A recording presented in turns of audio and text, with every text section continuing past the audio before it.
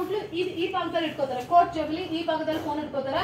ಇಟ್ಕೊಳ್ಳೋ ಅಂತ ತುಂಬಾ ಹೆಣ್ಮಕ್ಳಿಗೆ 90% PCOD PCOS ಬರ್ತಾ ಇದೆ, ಗರ್ಭಕೋಶದ ಕ್ಯಾನ್ಸರ್ ಬರ್ತಾ ಇದೆ, ಬಂಜತನ ಅಬೋರ್ಷನ್ಸ್ ಬರ್ತಾ ಇದೆ. ಹಾಗಾದ್ರೆ ಇನ್ನೆಲ್ಲಿಡ್ಬೇಕು ಅಂತ ಕೇಳುವಾಗ ತುಂಬಾ ಜನ ತೀರ್ಮಾನ ಮಾಡಿದ್ರು ಎಲ್ಲಿಟ್ರು ಕಾಯಿಲೆ ಬರುತ್ತೆ, ಅದಕ್ಕೆ ನಾನು ಕೈಲಿ ಇಟ್ಕೋತೀನಿ. ಕೈಲಿ ಇಟ್ಕೊಂಡ್ರೆ ಕಾಯಿಲೆ ಬರಲ್ವಾ ಅಂದ್ರೆ ಕೈಲಿ ಇಟ್ಕೊಂಡ್ರೆ ಕಾಯಿಲೆ ಬರಲ್ಲ.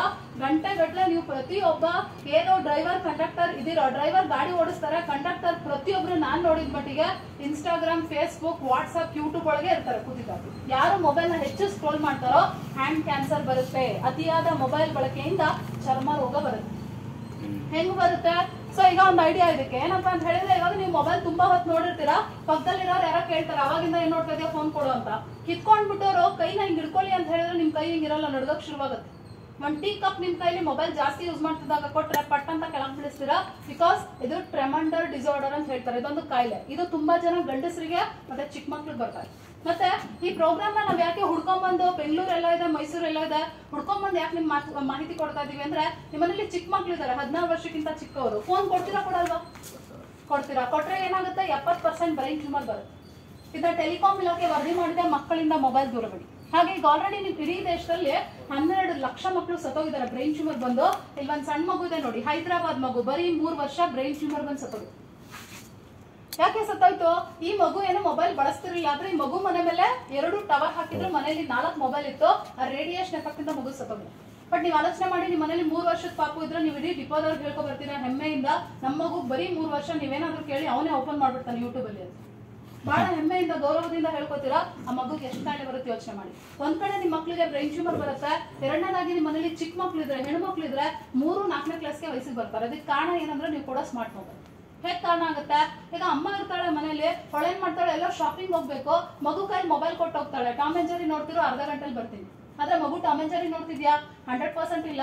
ಮಗು ಮೊಬೈಲ್ ನಲ್ಲಿ ಕೊರಿಯನ್ ವಿಡಿಯೋಗೆ ಅಡಿಕ್ಟ್ ಆಗಿದೆ. ಅದರಲ್ಲಿ ಒಬ್ಬ ವ್ಯಕ್ತಿ ಲೈವ್ ಆಗಿ ಬರ್ತಾನೆ, ಅವನ ಹೆಣ್ಮಕ್ಳು ಸೆಕ್ಸ್ ಹಾರ್ಮೋನ್ ಸಂಬಂಧಪಟ್ಟಂಗೆ ಅಟ್ರಾಕ್ಟ್ ಮಾಡ್ತಾನೆ. ಅಟ್ರಾಕ್ಟ್ ಮಾಡಿದಾಗ ಹೆಣ್ಮಕ್ಳು ಇದರಿಂದ ಅಟ್ರಾಕ್ಟ್ ಕೊಂಡು ಯಾರಾದ್ರೂ ಒಂದು ಚಾಕ್ಲೇಟ್ ತೋರಿಸ್ಲಿ ಅಥವಾ ಯಾರಾದ್ರೂ ಒಂದು ಹೂ ಕೊಡಿಸ್ಲಿ, ಬಹಳ ಪ್ರೀತಿಯಿಂದ ಅವ್ರನ್ನ ಕೇರ್ ಮಾಡಿದ್ರೆ, ಅವ್ರ ಜೊತೆ ಲವಲ್ ಬಿದ್ದು ಇಂಟರ್ ಕೋರ್ಸ್ ಮಾಡಿ ಇಲ್ಲಿವರೆಗೆ 18,000 ಹೆಣ್ಮಕ್ಳು ಮದುವೆನೇ ಆಗದೆ ಪ್ರೆಗ್ನೆಂಟ್ ಆಗಿದ್ದಾರೆ.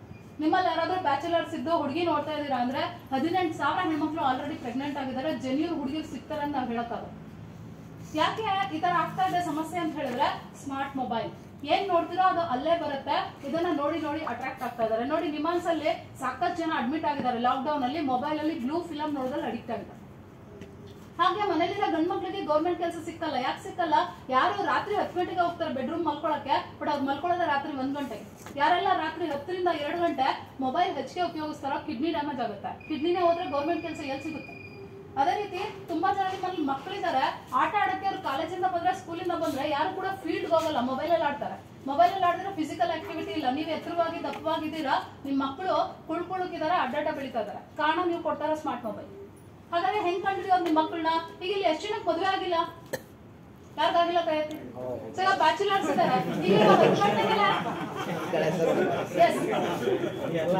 ಈಗ ಮೊಬೈಲ್ ಫೋನ್ ಅಲ್ಲಿ 10 ಗಂಟೆ ಮೇಲೆ ಇವ್ರು ಏನಾದ್ರು ಮೊಬೈಲ್ ಅಲ್ಲಿ ಬ್ಲೂ ಫಿಲಂ ನೋಡಿದಾರ ಇಲ್ವೋ ಅಂತ ಹೆಂಗ್ ಕಂಡುಹಿಡಿಯೋದು ಅನ್ನೋದ್ರ ಬಗ್ಗೆ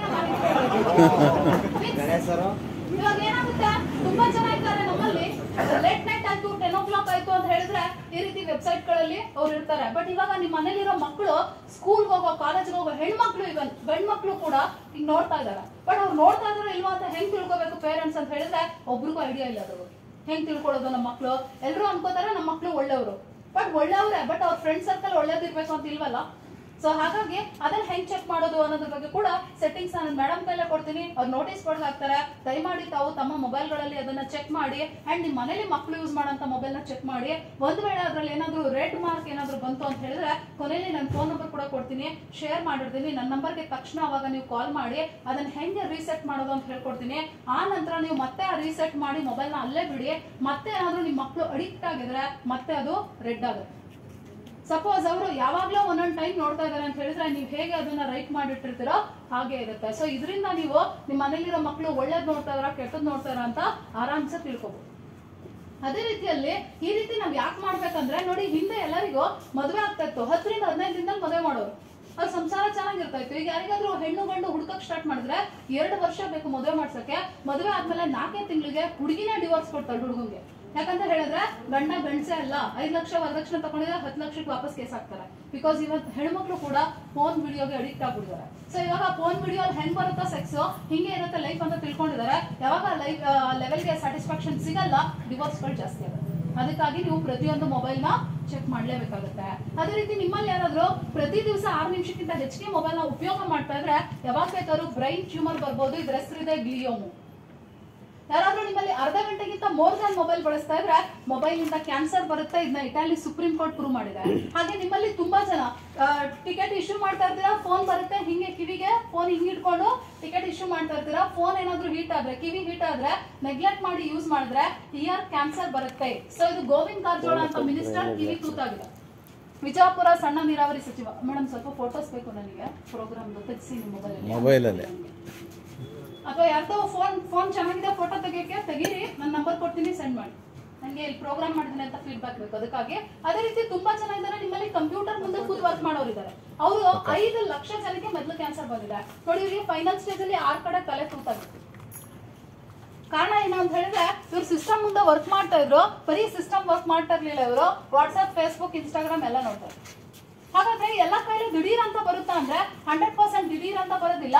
ನೀವೆಲ್ಲ 1 ವರ್ಷ 2 ವರ್ಷ ಮೊಬೈಲ್ ಯೂಸ್ ಮಾಡಿದ್ಮೇಲೆ ಬರುತ್ತೆ. ಬರೋಕ್ಕಿಂತ ಮುಂಚೆ ನಿಮ್ಮಲ್ಲಿ ಕೆಲವು ಲಕ್ಷಣಗಳು ಬರುತ್ತೆ. ಮೊಬೈಲ್ ಬಿಸಿ ಆಗೋದು, ಕಿವಿ ಬಿಸಿ ಆಗೋದು, ಕಿವಿ ನೋವು ಬರೋದು, ಕಿವಿ ಗುಯ್ಯ ಅಂತ ಸೌಂಡ್ ಆಗೋದು, ತಲೆನೋವು ಬರೋದು, ತಲೆ ಕೂತು ಉದುರೋದು, ಓದಕ್ಕಾಗಲ್ಲ, ಬರೆಯಕ್ಕಾಗಲ್ಲ, ಕಣ್ ಮಂಜ್ ಆಗೋದು, ಮೆಮೊರಿ ಲಾಸ್ ಆಗೋದು, ಊಟ ಇಂಡೈಜೆಷನ್ ಆಗೋದು, ಸ್ಪೈನಲ್ ಕಾರ್ಡ್ ಪೇನ್ ಆಗೋದು, ಫೋನ್ ಬರ್ದೇ ಇದ್ರೆ ಬಂದಂಗ್ ಫೀಲ್ ಆಗೋದು, ಹೆಣ್ಮಕ್ಳಲ್ಲಿ ಥೈರಾಯ್ಡ್ ಕಾಣಿಸ್ಕೊಳ್ಳೋದು, ಹಾರ್ಮೋನ್ ಫ್ಲಕ್ಚುಯೇಟ್ ಆಗೋದು, ತಲೆ ಕೂದಲು ಸಿಕ್ಕಾಪಟ್ಟೆ ಉದ್ರೋದು, ಮೈಗ್ರೇನ್ ತಲೆನೋವು ಬರೋದು, ಇದೆಲ್ಲವೂ ಕೂಡ ಸಿಂಪ್ಟಮ್ ಇದ್ರೆ ಏನ್ ಮಾಡ್ಬೇಕು? ರೂಲ್ಸ್ ನ ಫಾಲೋ ಮಾಡ್ಬೇಕು. ಮೊಬೈಲ್ ನ ಬಲಗಡೆ ಕೈಲಿ ಬಳಸಬಾರ್ದು, ಯಾವಾಗ ಲೆಫ್ಟ್ ಅಲ್ಲಿ